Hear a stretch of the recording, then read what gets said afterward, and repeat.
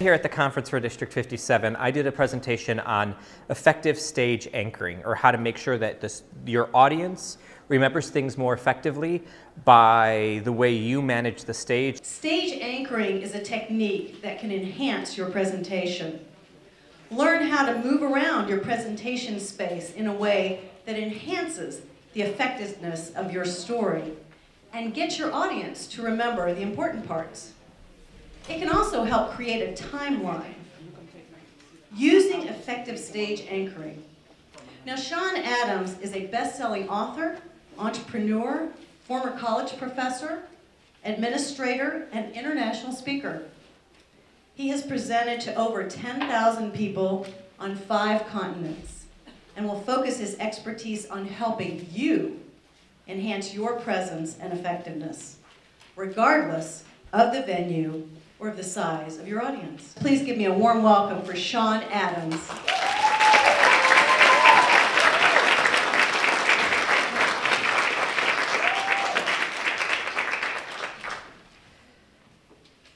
How many of you have something that you're passionate about and want to share with other people? How many of you would love it if your audience actually remembered what you shared with them? Now, how many of you knew that the stage can be the most important piece of causing that memory? Excellent.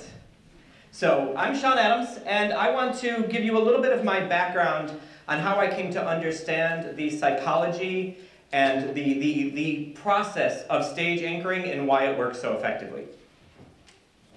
So the first time I really started to understand this was back when I was in undergraduate. I started out as a physical therapy major because you go to school to get a job that's going to pay you really well. Then I took physics. So then I changed my degree to something that, was absolutely going to assure me of a job: psychology and theology. That is just the money maker. But what I started to realize is that's when I started to realize how you connect with people and how to help people learn and remember things. The psychology side is pretty obvious. Psychology gets you to understand the psychology of people. But I also learned that the theology side was very important because it helped me understand how to connect with people, where their passion is, what really moves them, which is also important whenever you're going to be sharing something that you're passionate about. So after undergraduate, I moved on to graduate school because, instead of actually getting a real job, I decided to just continue to be a student. I should note, in undergraduate, I did get a degree I can't read. I went to a school that still believes in that. It was a private Catholic institution, so my degree was written in Latin. I didn't have to take Latin, but my degree was written in Latin. So I think I got an undergraduate degree, but I actually have no guarantee of that. But they still let me into grad school. So at grad school, I studied more psychology and student development theory. So got a lot more of that aspect of what happens in the brain as people learn and grow and develop. But I also was able to get in front of classrooms. It was my first chance being a teacher. I taught a couple courses, and then I was also responsible for, I'm going to move this because we're getting a little feedback. And we're going to take the name tag off because you won't know who I am now. Hopefully that will help. Excellent. There we go. Look at that. I can get that later. So in grad school, I started to be able to teach, and I was a faculty member and got to learn what did and didn't work inside the classroom. I was also responsible for planning all of the activities to keep all the students entertained when they weren't in the classroom. So I learned how important it was, reading through all those contracts and riders and things like that, about knowing that you plan your space correctly. So if anybody stayed in the room, which you shouldn't have done, but if you did, you saw that I set some things up on the stage, because I wanted to have my space be exactly how I want it to be in order to give this presentation. After I graduated from graduate school, I moved on and worked in higher education for 10 years, both on the faculty side and on the administrative side. And so I was teaching on a regular basis, I was planning conferences, I was planning much larger events, large concerts, things like that, but it still all came down to the basics. The devil's always in the details, and if you don't have the details in place, you're going to run into that problem. So I really gained a lot more information on that. Eventually got my PhD in education and really learned how people think, interact, and function. So after that, I then retired from higher education, and I moved on to the world of personal development. And I decided I wanted to learn how to do this as a profession. And so the way to do that, I could have gone and paid thousands of dollars to go and watch Tony Robbins on stage and take notes what he does. I decided to go the other way, which is I went to the people who trained Tony on how to speak and had them teach me. So I went to your T. Harv Ekers, your Blair Singers, folks like that, Clinton Swain, the folks who teach people how to manage an audience and a stage. So that was more expensive than going through undergraduate, graduate, and my PhD, but it was worth it because I learned a lot of the techniques that people don't tell you about. Then I joined Toastmasters. And what was wonderfully, was the great gift of Toastmasters is I joined the world's greatest Toastmasters club, Toast of Petaluma. I can always rely on that. Even if there's one in the room, they're going to be the loudest one in the room, if not more. So always loyal supporters, and I love them for that. But it's amazing how much I learned from doing Toastmaster speeches as well as all of the other education I've gotten. So all the way back from just learning the basics back in undergraduate, moving into grad school and learning some more of the stuff behind the scenes, the intellectual, working in higher education and really learning how to put on an event and everything that needs to happen, learning from the people who teach the people how to do this right, and then joining Toastmasters and really learning that has really helped me get to this point to be able to help you understand a little bit about stage anchoring. So why is all of this important? It's important because there are three, how many? 3 ways of learning. The first is auditory, what you hear. Everybody is stronger in one of these 3 ways than the other 2, but we've all developed the ability to learn all of these ways. The first is auditory, so what I'm saying. Some of you, you don't need to look at me, you don't need to take notes. Some of you even close your eyes and just hear what's being said, and that's how you're getting that information in. So that's the auditory learners. The second are the visual learners. That's the reason why we have this here. So, what was the first type of learning? Auditory. Excellent.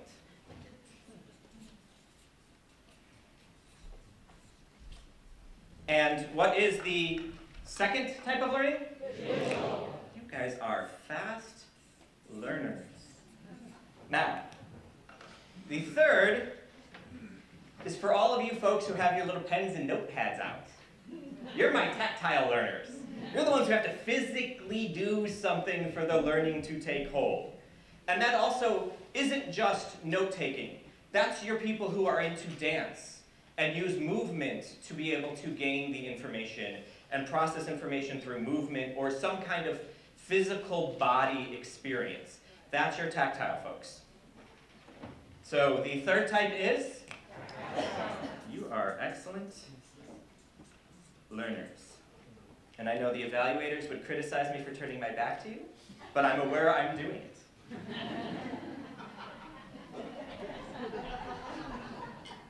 So there's one other thing I want you guys to understand before we really go into stage anchoring. And that is, the scientific research has proven, and I'm going to come down to the floor to this to help you guys understand this. We learn best when we chunk or segment our information. So let's say that I'm trying to study for that physics exam that I never studied for as an undergraduate. And part of the physics exam involved knowing just basic equations.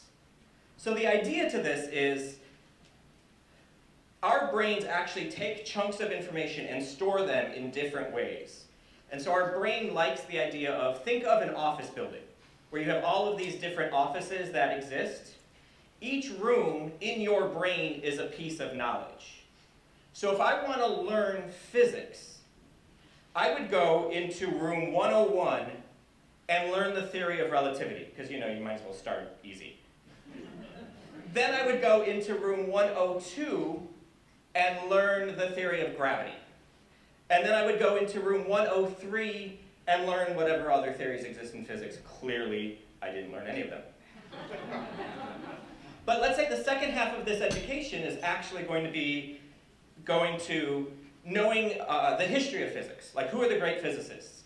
So then I would go into 201 and I'd learn about Einstein. And I'd go into 202 and I'd learn about Planck. I don't know if that was a physicist or a chemist, but it's a science-y name, so I'm running with it. And then I could go into room 303, and then there I could study, we've got theory, we've got the history, now I might want to study actual practical applications of physics. So how can I use this to build a better car? And then I could go into 302 and learn how to build a better boat, whatever it might be. And the reason this is important is that when you are walking around, when you go to take that test, instead of having this giant mess of information in your head, all you have to do is picture the room of 101, and you're going to be able to pull up that information about the theory of relativity. And then when the question comes up about the theory of gravity, you don't have to try to figure out where it is in this giant mess of information. You just remember room 102. So this was an ancient style of learning. The Greeks would do this. When they were trying to learn and memorize, they would literally physically go to spaces to understand and anchor these ideas. They would force themselves to segment their information so they could pull it out of kind of their brain in a very easy, clear, and structured manner. So I'm doing all of that because think of the stage as your audience's brain. So there are two types of stage anchoring. How many types of stage anchoring? 2. Thank you for participating. So the first type is what we call, see, this is why you turn your back. I can kind of hide this. And then do the reveal. What's the word? Timeline. So the first type is a timeline. And that's when you have a progression. Let's say you're telling somebody how to make a peanut butter sandwich. Open the bag, undo the twist tie, open the bag, pull out the bread, close the bag, close the twist tie, flip the bread, and you go through the step-by-step process that you need to go to help somebody understand and learn. That's the first one. That's that timeline or progression. Now, the second kind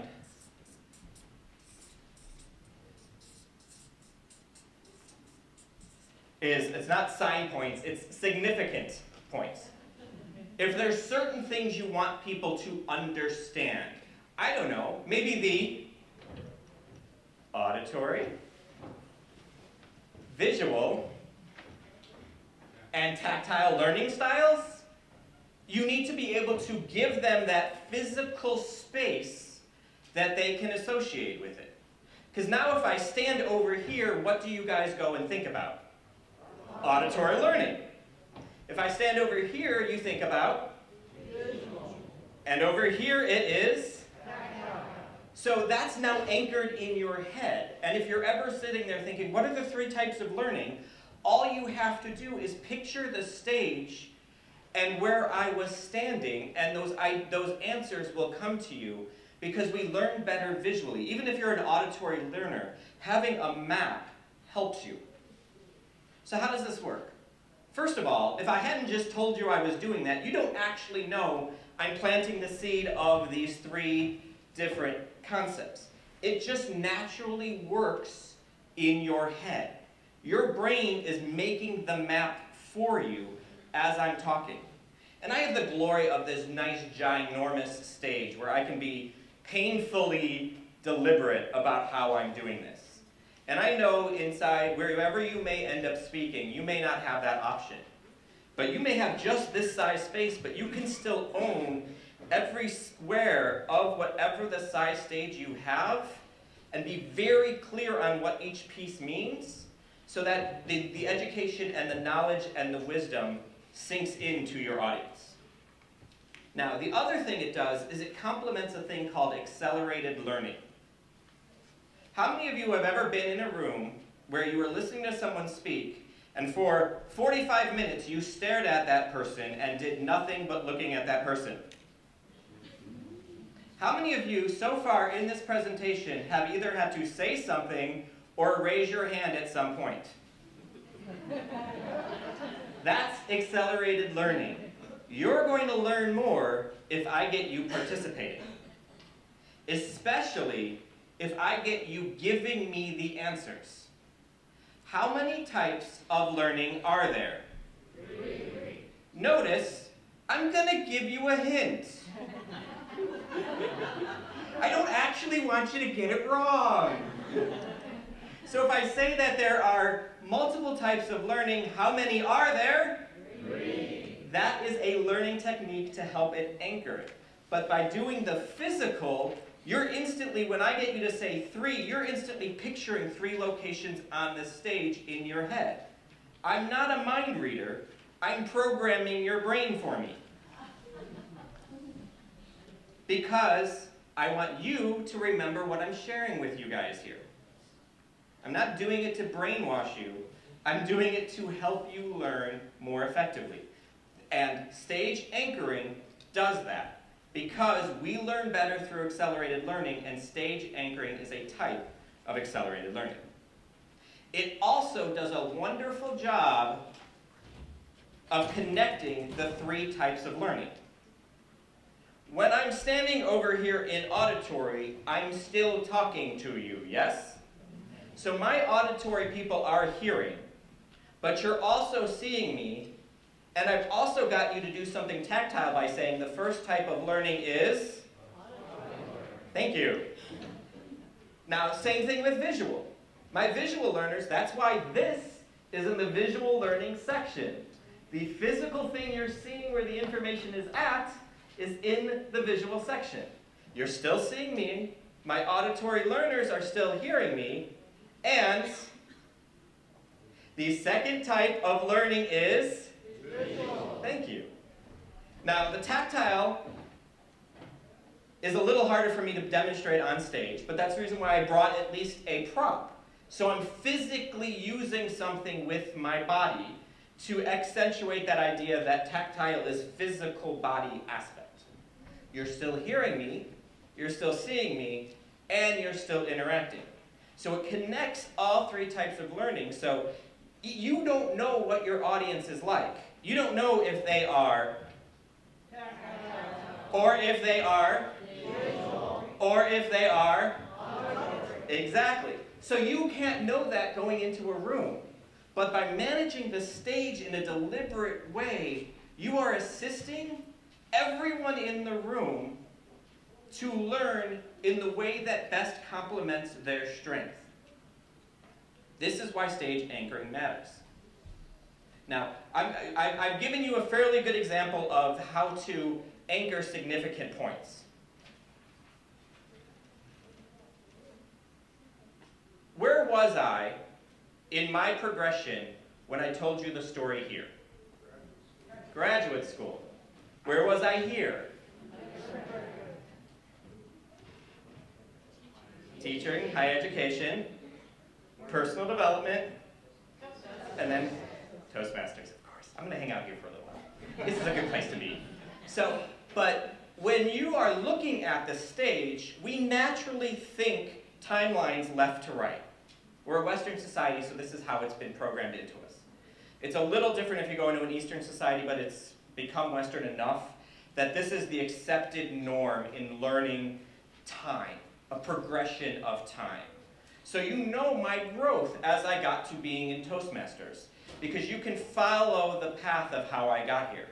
It could be the exact same thing as if I was explaining how to make a peanut butter and jelly sandwich. Open the bag.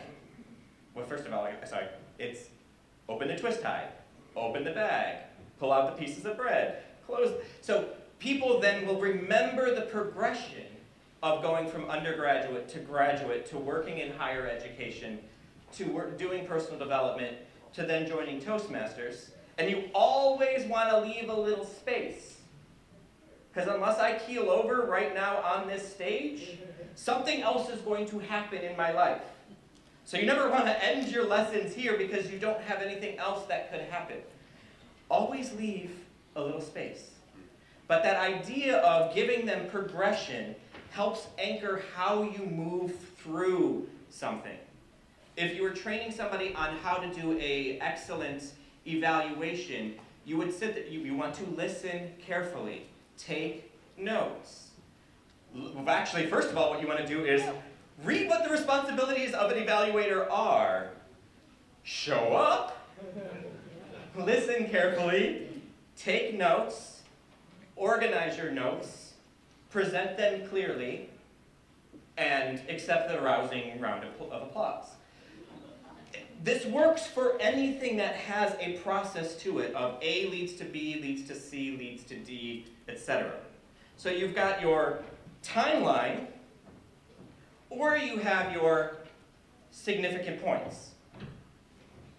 And it doesn't matter what kind of speech or talk or presentation you're giving, you're going to fit into one of those two.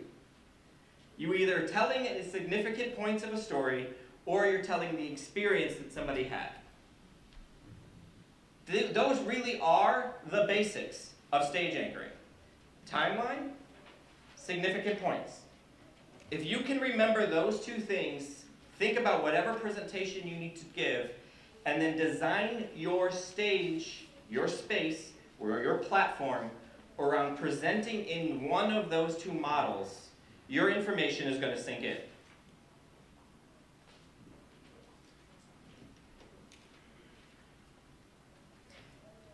Are all of you clear on the 3 types of learning?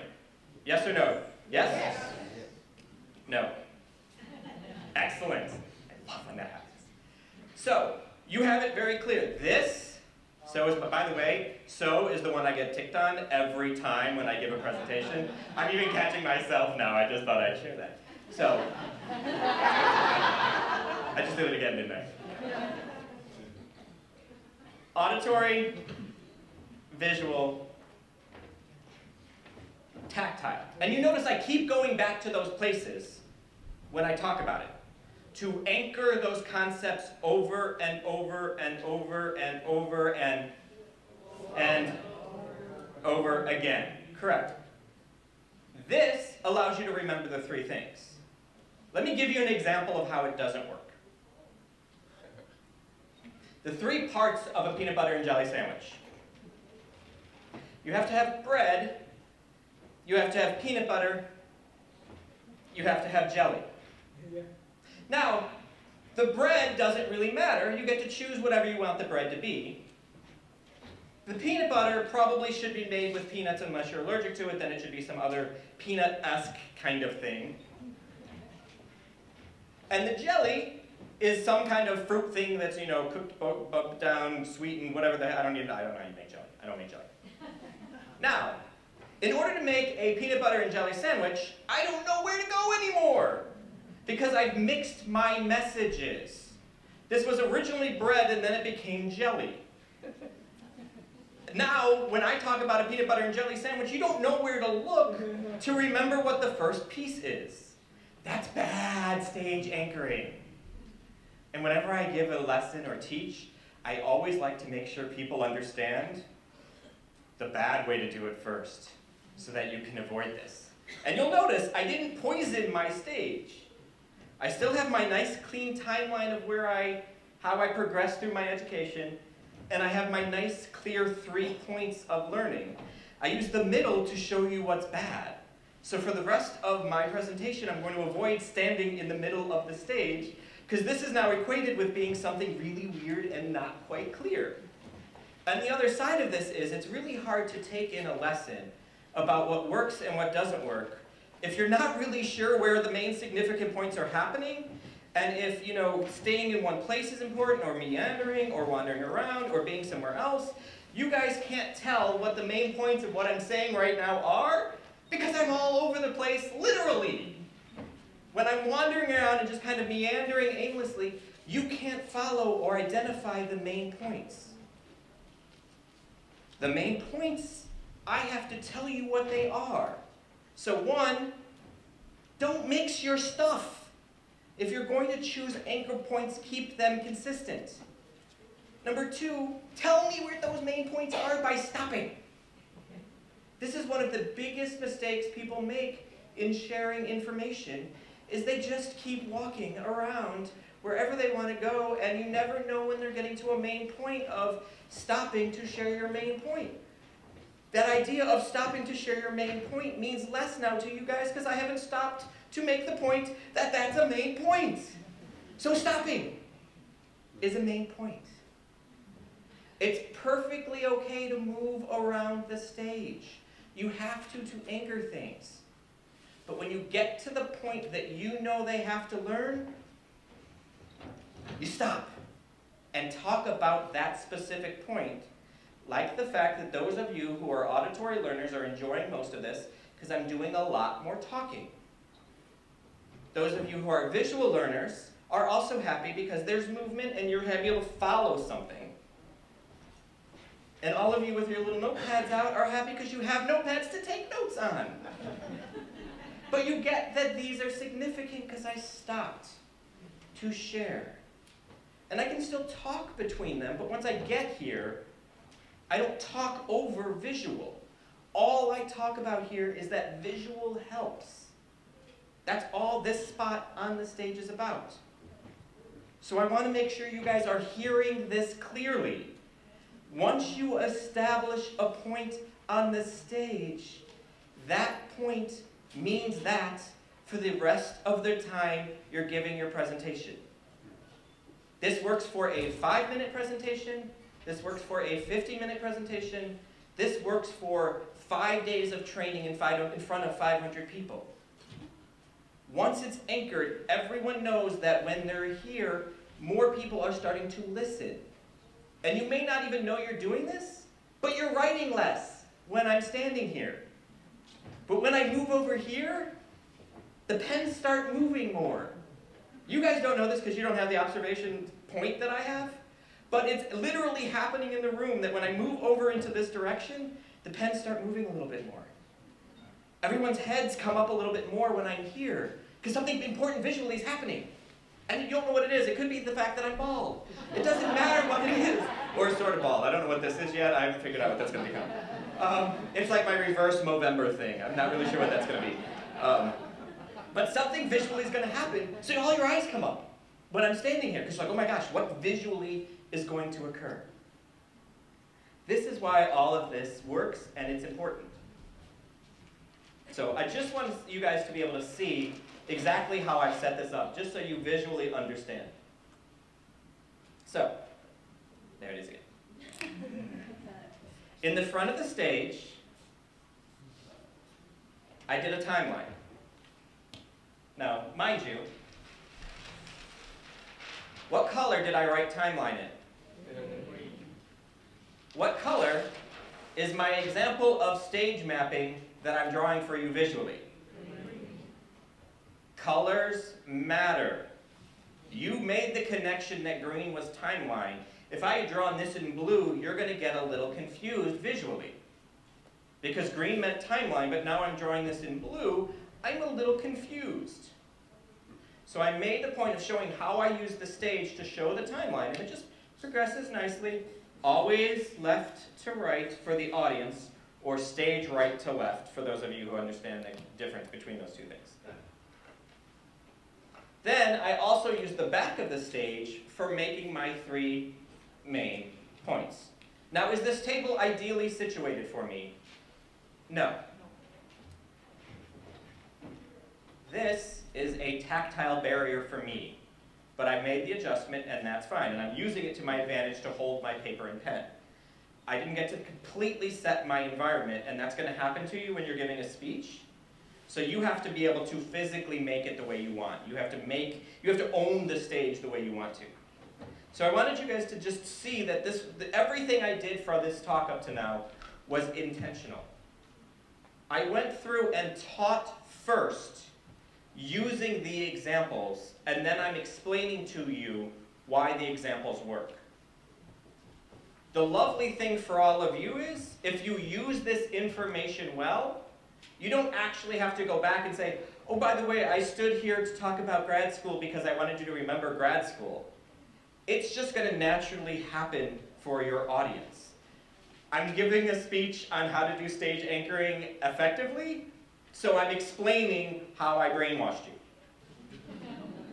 You don't have to do that. You just get the glory of using these 2 really simple techniques to brainwash your audience to remember the important, significant points or the step-by-step process you're attempting to teach them. Is this good or great?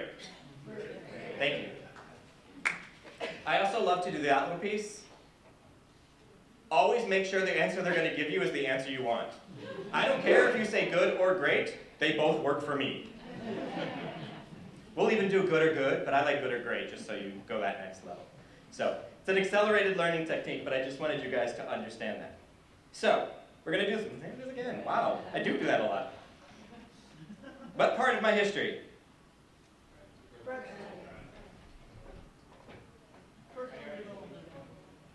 Toastmasters.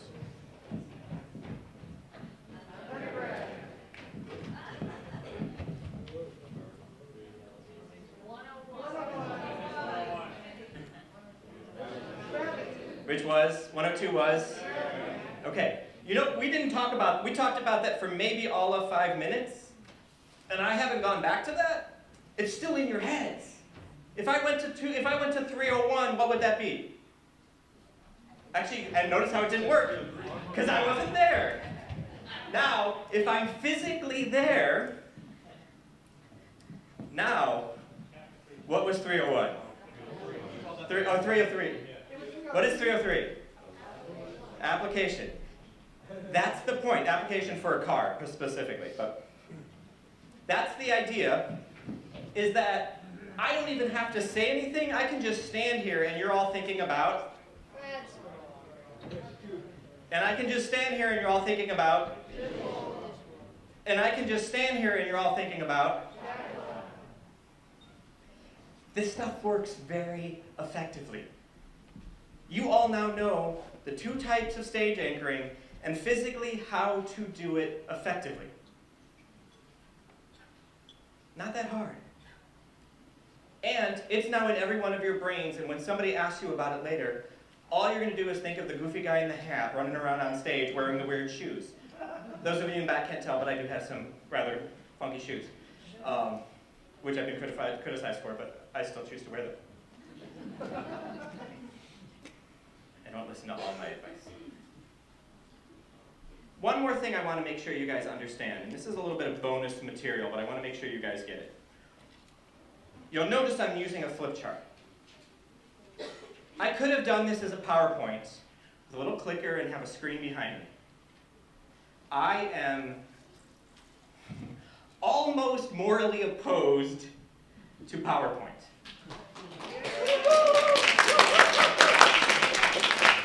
And here's why. PowerPoint is passive learning. You staring at something.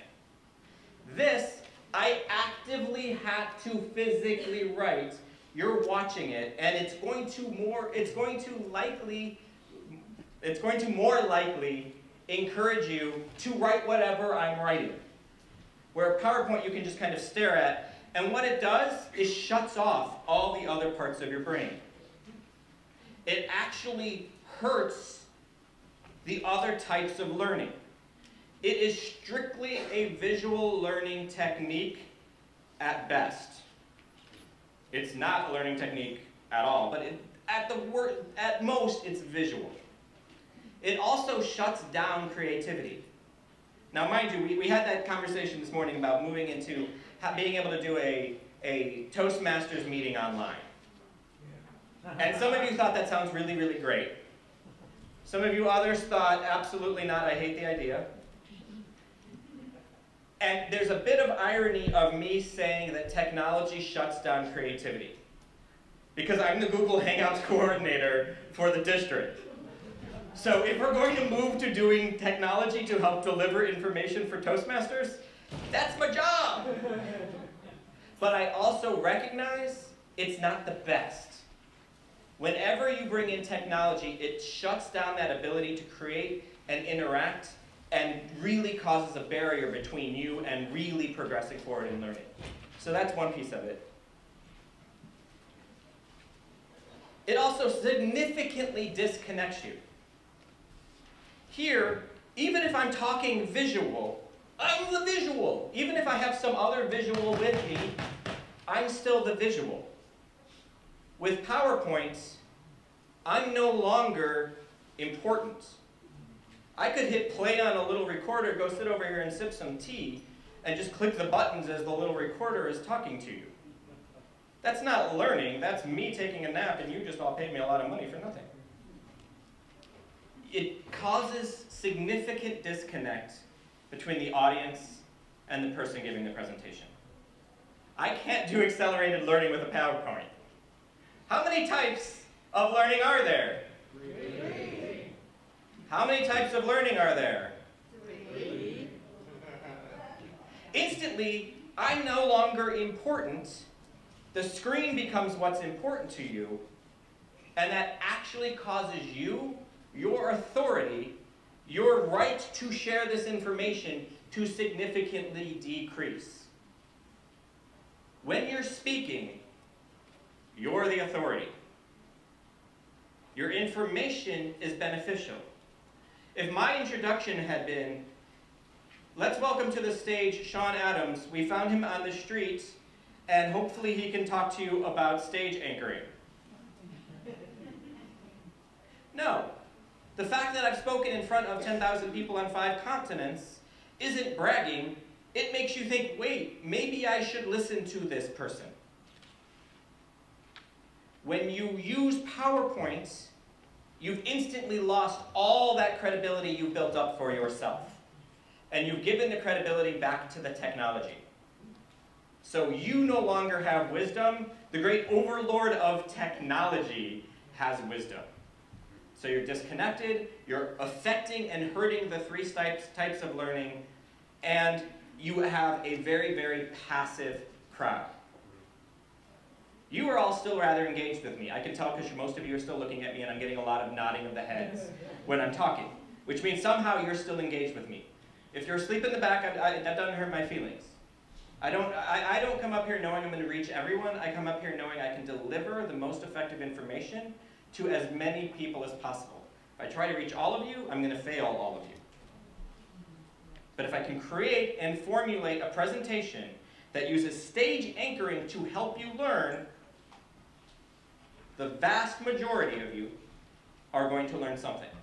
The auditory learners may just learn what I've said, and that's totally okay. And the visual learners may be frustrated because I haven't gone back to the original 2 flip chart pieces because they forgot what the 3 types of learning, they forgot the 2 ways of stage anchoring, all of that, and then they wanted to see the map because the visuals want to see that, they want to make sure they have it correct. And my tactile people don't care what I'm wearing or what I'm doing because they're just writing down a bunch of stuff. If I was doing jumping jacks, I might be a little more excited, but that's all the jumping jacks I do. It's simple. Don't overcomplicate it. I had 3 main points. Really, I had 2 main points I was teaching you. I could have gone through and had 17 different things I taught you. I basically used 3 models to show you how to do it, but really there's ultimately 2 lessons here. There are 2 types of stage anchoring. One is, the second is, when I did the floor, what kind of learning was that? There's only 2, folks. It's either timeline or significant points. When I was doing the stage, which kind was it? Significant points. Significant points. Notice I also gave you the right answer there. Timeline or significant points. Because it was equations and Einstein or however I did it. I have to be there to physically remember what I've said in each of them now because I'm no longer there. But this is the idea, this is how effective and simple it is. So I want to open up to questions. What do you do if your speaking area is confined to the space behind the lectern? That's a great question. So let's say this was my speaking area. The first style of learning is auditory. The second style of learning is visual. And the third style of learning is tactile. That's my stage. And you still would know, if I go here, we know we're talking visual. If I go here, you know I'm talking auditory. Just like I could say there are two types, how many? Two. Of stage anchoring. There is timeline, and there are significant points. Timeline, significant points. I can still just use whatever I have in front of me. It doesn't matter how much space, it matters how deliberate you are when establishing those points. So that's a great question, thank you. You have a lectern in front at the end of this long conference table. I really want to just throw away the lectern and begin to move around whatever space I have. Would that be? Well, no, and I want to. You guys have noticed I'm using this guy. You still can see me. I still have my nose, but it's not the giant thing where all you would see is my head because I'm short. It's not blocking your interaction with me. You can still see everything I'm doing, but it still functions as a lectern. And I actually like the music stands that fold out and have like the see-through space. This just happened to be that one's away in, where are we at? In Australia right now with my business partner because he's giving a presentation, so I'm using our backup lectern, which has the solid piece. So I'm a fan of getting rid of the lectern, and if somebody needs a space, using something like a music stand can be much more effective. I'm going to give you guys one little bonus thing. You'll notice when someone's speaking, I'm moving to the opposite space of where they're at. If you're ever doing Q&A, this is the right approach because it brings her comment to the entire audience. Most people will go to the person talking, and that basically says, we're having a conversation and I don't care about the rest of you. So when she's asking, I'm moving actually to the opposite corner because it invites the whole room into whatever's being asked. That's just, you can just chalk that up as a bonus lesson. When people are moving around the stage between points, the concern is how do I talk while I'm moving, where do I look, what do I do?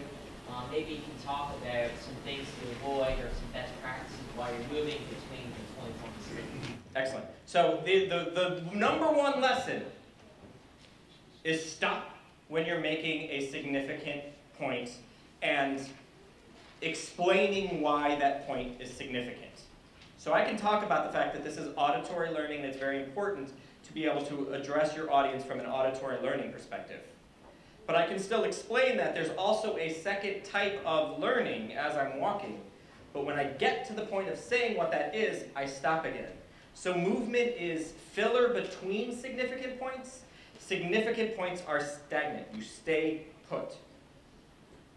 So we have our, and you'll notice even from a stage, significant points. If I move to the front of the stage, you're all thinking timeline. If I move to the back of the stage, you're all thinking significant points.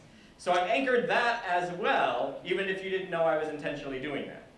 I just happen to be able to use it. So it's okay to speak when you're moving. Don't make any significant points while you're doing it. It's a way to journey over there. And sometimes it's okay to not talk. It's okay to say, visual learning is very important, but so is auditory. It's okay to have pauses like that, and that's actually, we talked about in some of the evaluations, people were talking about effective use of pauses. The movement to your next point can be those significant pauses, because it also anchors what they just learned. Auditory is very important, but so is visual. And tactile. It can still work. So you can talk with filler while you're walking between them, but always, always, always make sure your significant points or main points in the timeline happen when you're stopped. Thank you. Room 50 feet, you're writing room 250 feet. What? They can't see it. So what do you do in a larger venue? If I'm doing a larger venue, I'm going to have the person who's filming me right now. I'm also going to have projection screens of me and what I'm writing on the board, not a slideshow. So if you're going to use a camera and screens, it's still of the live experience, not, like we were talking earlier in the first keynote, the Jumbotron, was of that person speaking, not a slideshow. So that's how I would do it. And I know we are at our point, so I want to thank you all for joining me today. Let's hear it for Sean. You can do stage anchoring correctly, or you can do stage anchoring really, really badly.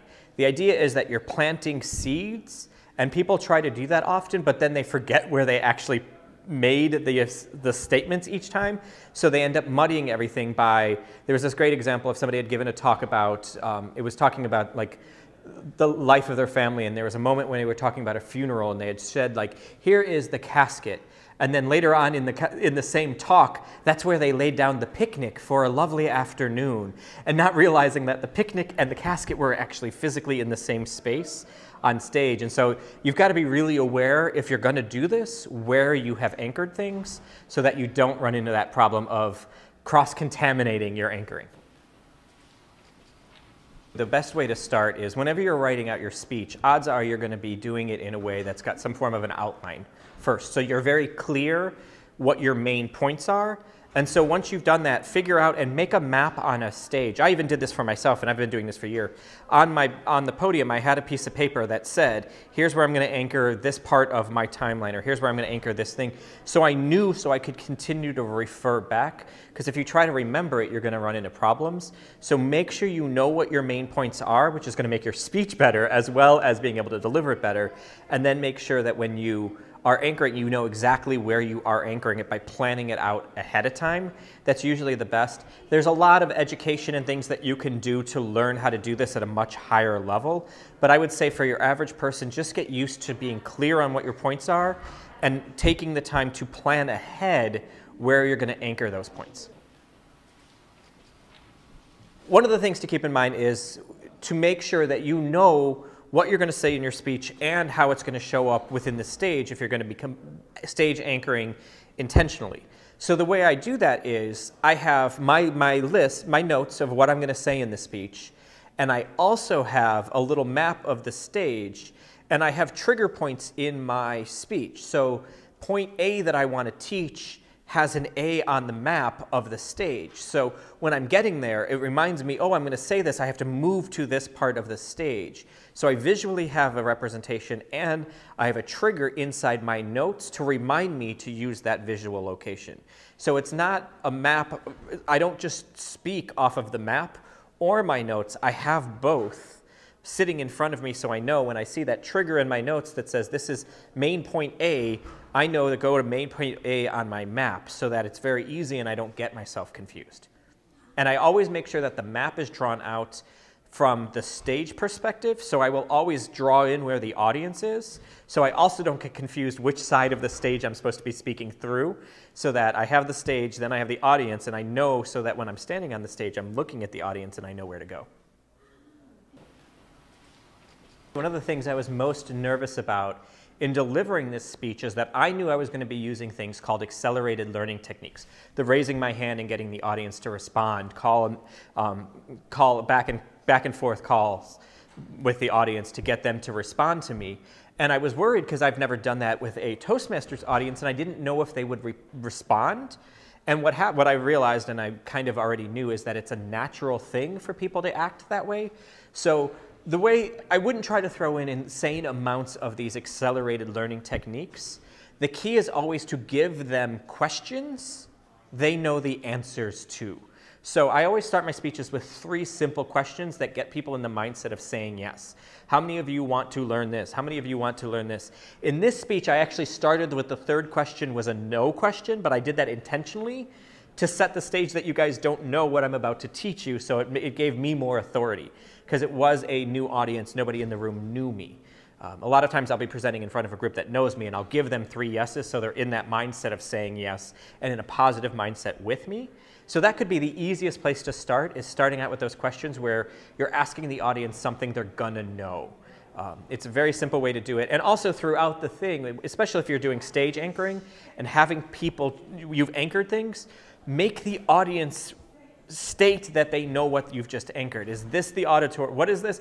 Get them to respond. And also, if you can, give them the answer when you're doing the call and response with them. Like I was asking them how many types of learning, and there were 3. So I'd raise my hand up and put up 3 fingers so people knew, oh, so I'm giving them the answer, they're going to get it right, but it's also, the key here is to not kind of wimpily do it. You got to put your arm straight up so that you can, because that's the key. If you don't, you've got to, if you have the enthusiasm, they're going to want to respond back to you. And not everybody is, but if you even do, starting out with those 3 questions where they have to say yes, because they're simple, easy questions they're going to say yes to, gets them in that mindset of, oh yeah. So instead of just asking a question at the start of your speech, ask a question deliberately. How many of you, so they know you're actually asking them the question, it's not just a question. One of the things that can often happen when you're doing this is, depending where you're at inside a conference or something, sometimes you'll be up after food.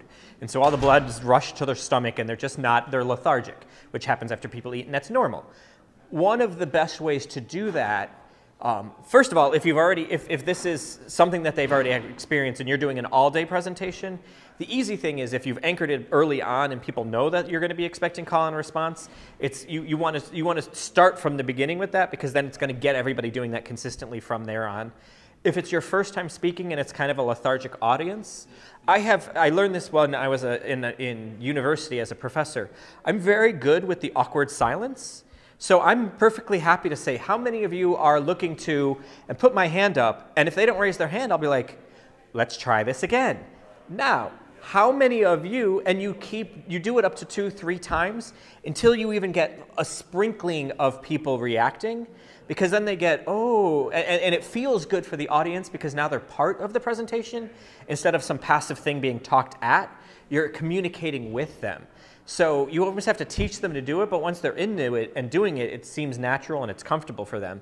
But it's perfectly okay to ask the same question 3 times and kind of like, all right, guys, I know you just, and make fun of it. I know you all just ate. I know the food's in your belly. You got no brain, you got no blood anywhere except in your stomach where it's digesting.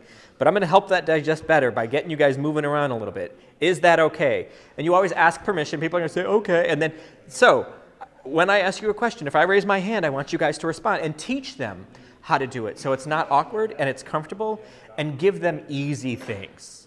How many of you just finished lunch? Okay, great. Like things you know they're going to be able to answer, and it gets them in that habit, so when you ask them the other questions, they're already in that habit. One of the greatest motivating factors for people is appreciation. So anytime somebody either asks a question or raises their hand in response, you've got to thank them. You've got to be able to recognize them and appreciate their participation in your talk. So if you ask a question, how many of you, thank you? You always end with a thank you or that's great, something that gets them realizing that you appreciate that they're putting some effort into this talk. If you just say, how many of you, and then I almost can't do it. I almost said great. Like it becomes natural the more you do this, and it's going to make the audience appreciate that not only are you asking them to do something, you're glad that they're participating and you're appreciative of it. You don't have to learn all of this right away. Start with just trying with one question at the beginning of your talk with your hand up and getting the audience to respond. Especially in the world of Toastmasters, you're in a safe environment. They want to support you. They want to help you. They may not be used to responding, but it could really change the dynamic of your group, and everybody starts getting it, and you get much more interactive talks, and it raises the energy of your group if you get greater interaction. So that's the one thing. And don't feel like you have to implement everything. What you want to do is choose one thing, and it might just be stage anchoring. Your next talk, you decide, I've got 3 points, I'm going to try to anchor those. It might be the call and response, getting people to respond. It might be putting the hand up to get a response. Like, first you might just ask the question and forget to put your hand up. That's great, you asked a question. Then you get to the hand, and the hand starts here, then you go here. And there's a progression in the learning. I mean, for a long time I did this until my coaches are like, well, you're 80% committed, so I'm 80% committed to working with you. When I do this with a big, strong, straight arm, then people are like, oh my gosh, he's really into this. He's giving me 100%. I'm going to give him 100% back as an audience or a participant member. So don't feel like you have to implement all of this. Choose one, learn to do it well, and I recommend stage anchoring is probably the safest. Then learn to start with the one question. Then learn to start with 3 positive questions. Then learn to go, and you start to bring all these pieces together. Everything I included in my talk wasn't something I learned. It was something I've I started with one, got good at it, brought a second one in on top of the one I've been doing, and so on and so forth, and multiplied and grew on that until I can make a seamless presentation that has a lot of these pieces to the point where it becomes second nature. It's hard for me to do a talk where I'm not doing call and response, not anchoring the stage, whatever it is, but you start with one, get good at it, then you bring in the second one, then you bring in the third, but you don't have to learn how to make it all happen at once. Just get good at one. It's going to put you far ahead of most people. And then when you're comfortable with that, you can bring in a second and a third. And when you're doing your speeches, go to your evaluator before you start your talk and say, I'm going to be trying to implement this new piece. I know the book says to kind of assess me and evaluate me on these items. Can you also look for this one piece? I'm trying to bring in call and response. Can you evaluate if I did that well? And if they don't know what it is, you can explain it to them, that kind of stuff. But choose that one thing and make sure you're getting feedback on it so you know how you can do it better. For the talk I just did, for this talk, I've had it filmed, and I'm going to review it. And I'm going to review it with my coaches. And we're going to look at what I did well and what I didn't well, because I can consistently improve as well. And I might be looking at different things that you might be. But just start with one. That's it. Get good at it. Then you can bring in others. I want to thank you all for joining me today.